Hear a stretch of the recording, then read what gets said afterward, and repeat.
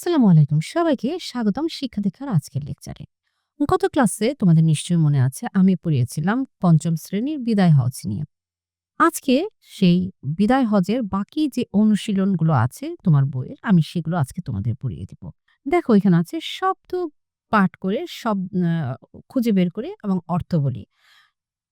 হিজরি মানে ইসলামী সন বা ক্যালেন্ডার যাকে বলে। হজ মানে ইসলামের ৫টি স্তম্ভের একটি মুসলমানদের জন্য। জীবনে অন্তপক্ষে একবার মক্কা শরীফের নির্দিষ্ট নিয়মে যা ইবাদত করা হয়। আর মহানবী হজরত মোহাম্মদ সাল্লাল্লাহু আলাইহি সাল্লামের ইসলামের শেষ রাসূল। তারপর কাবা শরীফ আল্লাহর ঘর বিশেষ যা মক্কায় অবস্থিত মুসলিমরা যার দিকে মুখ করে নামাজ আদায় করে থাকে। আরাফাত মানে হজের সময় যে ময়দানে হাজিরা অবস্থান করে এবং দোয়া ইবাদত করে হজের মূল স্তম্ভগুলোর একটি। তারপর দেখো উপাসনা, আল্লাহর ইবাদত, শ্রদ্ধা, ভক্তি সহকারে ইবাদত। ভাষণ, বক্তৃতা বা বক্তব্য, জনগণের সামনে দেওয়া আনুষ্ঠানিক কথা। তারপর দেওয়া আছে বান্দা, দাস, কৃতদাস বা আল্লাহর সৃষ্টি হিসেবে মানুষ আল্লাহর উপাসক। এরপর দেখো আমির। আমির মানে নেতা, শাসন বা সেনাপতি, মুসলিম শাসকের উপাধি। তারপর আছে ক্রীতদাস, কেনা দাস যাকে অর্থের বিনিময়ে মালিকানা করা যায়। একটা সময় ছিল যখন ক্রীতদাস কেনা বেচা হতো রীতিমতো বাজারে যেমন আলু পটল কেনা হতো তেমনি কিন্তু কেনা হতো। দেখো জিলকত মানে হিজরি বছরের ১১তম মাস, ৪টি হারাম মাসের একটি। তারপর আছে আমাদের শূন্যস্থান। একটু খেয়াল করো শূন্যস্থানগুলো, আমার ধারণা তোমরা নিজেরাই পারবে। দেখি, দশম হজের সময় দশমের পর যে ফাঁকা জায়গা সেটা মানে সেটাতে কি হতে পারে? দশম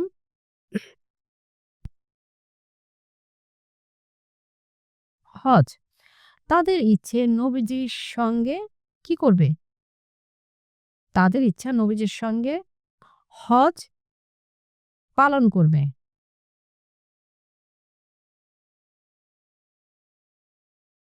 আমি মনে হয় একটু ভুল লিখেছি। এটা হিজরি। হিজরি, দশম হিজরি। ভুল বলেছিলাম আমি, দশম হিজরি। হজের সময় এসে গেছে। তাদের ইচ্ছা নবীজির সঙ্গে হজ পালন করবে। ড্যাশ হজরত মুহাম্মদ সাল্লাল্লাহু আলাইহি ওয়াসাল্লাম প্রশংসা করলেন। কে? মহানবী। আমরা এখানে দেব মহানবী।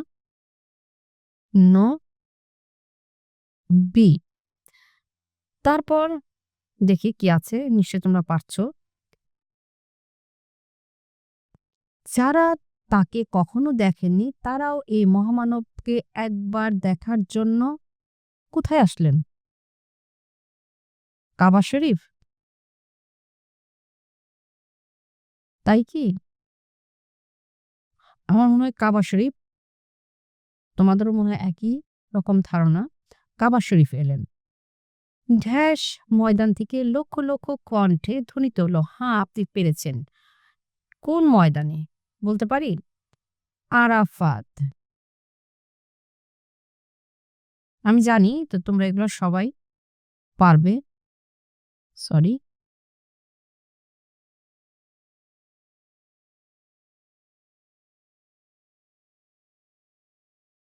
আরাফাত।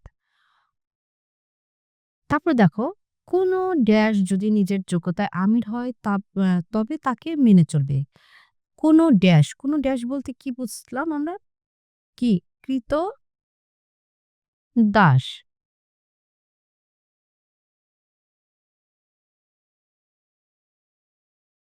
কৃতদাস যদি নিজের যোগ্যতা আমির হয় তবে তাকে মেনে চলবে। তারপর আমি কিন্তু এগুলোর উত্তরও লিখে রেখেছি। দেখো একটু মিলে দেখো। দশম হিজরি হজের সময় এসে গেল। তাদের ইচ্ছা নবীজির সঙ্গে হজ পালন করবে। মহানবী হজরত মুহাম্মদ সাল্লাল্লাহু আলাইহি ওয়াসাল্লাম প্রথমে আল্লাহর প্রশংসা করলেন। যারা তাকে কখনো দেখেনি তারা এই মহামানবকে একবার দেখার জন্য কাবা শরীফ এলেন। আরাফাত ময়দান থেকে লক্ষ লক্ষ কণ্ঠে ধ্বনিত হলো, হ্যাঁ আপনি পেরেছেন। কোন কৃতদাস যদি নিজের যোগ্যতা আমির হয় তবে তাকে মেনে চলবে।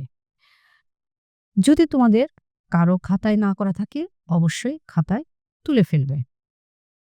এরপরে দেখি আমাদের অনুশীলনে কি আছে। প্রশ্নগুলো উত্তর বলেও লিখি। হিজরি কোন সালে বিদায় হজ অনুষ্ঠিত হয়? হিজরি ১০ম সালে বিদায় হজ অনুষ্ঠিত হয়। আরাফাত ময়দানে লক্ষ লক্ষ মানুষ দেখে নবীজির মনের অবস্থা কেমন হয়েছিল? আরাফাতে ময়দানে লক্ষ লক্ষ উম্মতকে দেখে নবীজি সাল্লাল্লাহু আলাইহি সাল্লাম আনন্দে আবেগ আবেগাপ্লুত ও কৃতজ্ঞ হয়েছিল, আল্লাহর নিকট শুকরিয়া আদায় করেছিল। এখানে দেখো যে আরাফাত ময়দানে আম আ আ এত ইসলাম ধর্ম গ্রহণকারী মানুষ দেখতে পেয়ে নবীজির কি হয়েছিল? আনন্দ এবং খুব আ আবেগ তার মধ্যে আবেগে আপ্লুত হয়ে গিয়েছিল এবং আল্লাহর কাছে এবং কৃতজ্ঞ প্রকাশ করলেন যে শুকরিয়া আদায় করলেন যে এত মানুষ ইসলাম গ্রহণ করেছে।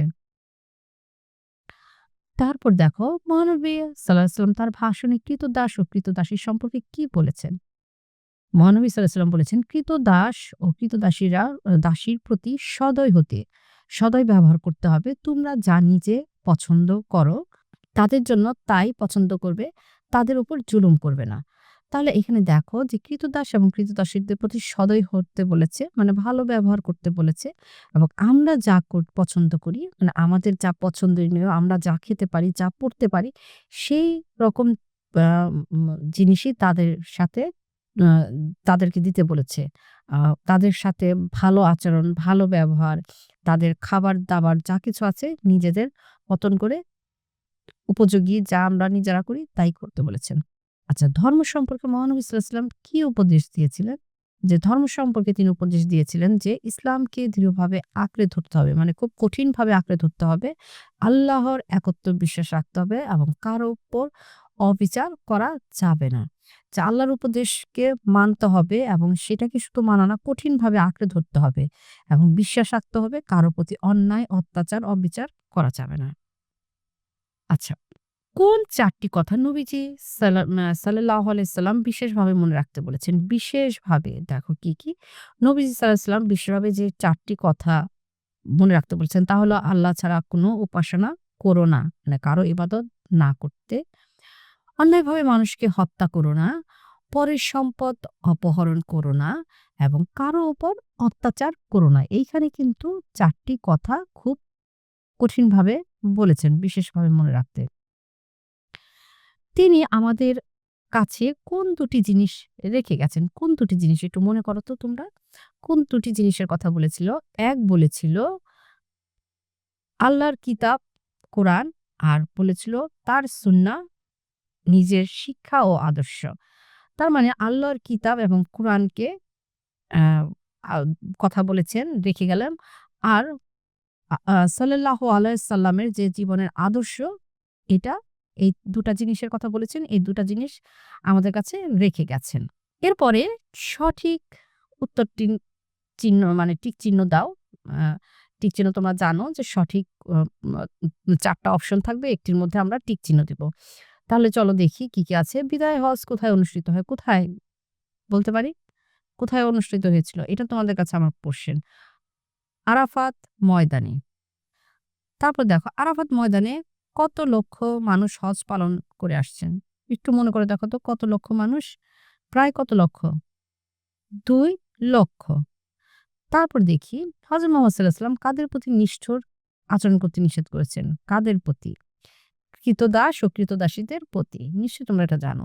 মহানবী সাঃ কয়টি কথা বিশেষভাবে মনে রাখতে বলেছেন? ২ টি কথার কথা বলেছেন। তারপরে দেখি মহানবী সাঃ চোখ মুখে আনন্দে উজ্জ্বল হয়ে উঠল কেন? কেন? মানুষের কাছে আল্লাহর বাণী পৌঁছে দেওয়ার জন্য। বিদায় হজের সময় যে এত মানুষ ছিল এবং বিদায় হজের ভাষণে বিপুল সংখ্যক মানুষ দেখে তিনি আবেগে আপ্লুত হয়ে যান। এজন্য তার চোখ মুখ আনন্দে উজ্জ্বল হয়ে উঠল। নিচের বাক্যগুলো এক কথায় প্রকাশ করি। যার তুলনা হয় না অতুলনীয়, যার শত্রু জন্মায়নি অজাতশত্রু, আকাশে যে উড়ে বেড়ায় খেচর, বিদেশে থাকে যে প্রবাসী, যা কষ্টে লাভ করা যায় দুর্লভ এবং যা জলে চড়ে জলাচর। আমার বিশ্বাস তোমরা এক কথায় প্রকাশগুলো পারবে এবং তোমরা নিশ্চয়ই জানো যে এক কথায় প্রকাশ কাকে বলে। এক কথায় প্রকাশ যখন আমরা কোনো বড় কথাকে ছোট আকারে বলি তাকেই এক কথা প্রকাশ করে। যেমন আসলে এখানে অনেক বড় কথা ছিল, যার তুলনা হয় না। আমরা এত কথা না বলে যদি বলি ফুলটি অতুলনীয়। তো এইটার মানে যার সঙ্গে কোনো তুলনা হয় না। তো এরকম ভাবে বড় কথাটাকে যখন আমরা ছোটভাবে বলি তাকে এক কথায় প্রকাশ বলে। তারপরে দেখি কি আছে? দেখো, বিদায় হজ গল্পটি থেকে শিক্ষণীয় বিষয়গুলো লিখো। কি লিখতে পারি? দেখো, কৃতদাস এবং কৃতদাসীরা অন্য সবার মতো মানুষ। তাদের সমান অধিকার দিতে হবে। এদের সাথে দুর্ব্যবহার করা যাবে না, মানে খারাপ ব্যবহার করা যাবে না। মহানবী সাল্লাল্লাহু আলাইহি ওয়াসাল্লামের বিদায় হজে ভাষণের প্রতিটি বাক্যে শিক্ষণীয় বিষয় রয়েছে। তিনি সম্মানিত জনতাকে উদ্দেশ্য করে যা বলেছেন তা মূলত তার সমগ্র মানবজাতির জন্য মহামূল্যবান উপদেশ। তিনি বলেছেন, প্রতিটি মানুষের জীবন ও সম্পত্তি একে অপরের কাছে পবিত্র। আর আর পৃথিবীতে যারা ভালো কাজ করবে তার প্রতিদান দেওয়া হবে পরকালে। আর মন্দ কাজের জন্য শাস্তি পেতে হবে। তারপর দেখো, কৃতদাস ও দাসীরাও অন্য সবার মতো মানুষ। তাদেরও সমান অধিকার দিতে হবে। এদের সাথে দুর্ব্যবহার করা যাবে না। আর ধর্ম নিয়ে কোনো রকম বাড়াবাড়ি করা যাবে না।